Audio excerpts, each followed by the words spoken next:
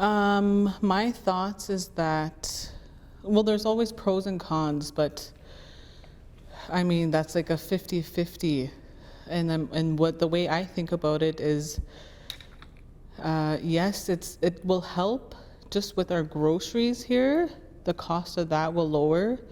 We could get material sent in on the road where we could have more like houses and all that types of stuff where we're not depending on the barge and whether if it's going to make it or not, and you know the cost of planes, throwing stuff on the planes, whether if it's material or groceries, like all that's going to be lowered.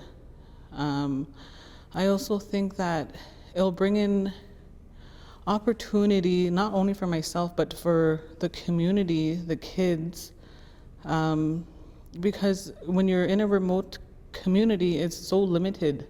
There's like nothing really. So when you have this highway, at least that's opening, you know, doors to everything that brings the highway. So I do think that it will help the community in just lowering costs and bringing that opportunity here. So even it opening all year round, like in how they say it all starts from the home, well, Tulita is our home. So all our leaders, all our own people, we have to educate on what's coming in the community, you know, what's going out. So all that, like, you know, spread awareness to what the road is going to bring. So it's up to us how we're being educated and how we're going to be using the road. So it's not just open to anything that's coming in and out. Because there is a lot of cons, you know, there's going to be drugs on the road. There's going to be, you know, maybe drinking and driving on the road. All that types of stuff. But like I said, we all have to be educated on having the highway open for us. Do the pros outweigh the cons then? Or? I want to say I mean, there's a lot of cons. I mean, the biggest ones, I guess, is drugs and alcohol. But for the pros, you have your groceries lowered, you have stuff sent here on the highway. Like, we need houses, we need materials to build our houses. We need all this stuff that the highway could ship right in. You know, it makes it a little more easier access for elders to get to their camps. It could open more, you know, campsites for us down that it's easier to get to. Say if we wanted to send the school out, then we're not looking for a bunch of equipment to cut a trail or stuff like that, when the road could just take us there and then we could have a trail just going off the road there. So I think, well, I hope it will bring that easier access, not only to elders, but I mean for the community to just even travel to their camps. And I guess it's like with the winter road, you have to do a lot of pre-planning, I imagine. It's all weather. Like, we have to go follow the weather. You have to have someone out there trying to maintain the road, getting the snow out of the way. It's an everyday thing. So whereas the highway is going to be there and it's not going to be as difficult to try to get to your destination, I guess. I guess not, right? Because it's going to be a 2-lane highway. And have you driven the Canyon Creek portion yet? Yes. Well? Yes. So what? I imagine that's what this is going to be. So what's the difference between that and the winter road?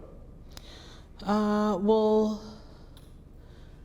I mean, your truck's not breaking down. I mean, where the winter road, you're having all these new vehicles that were purchased and putting them on the winter road just to be all broken up again.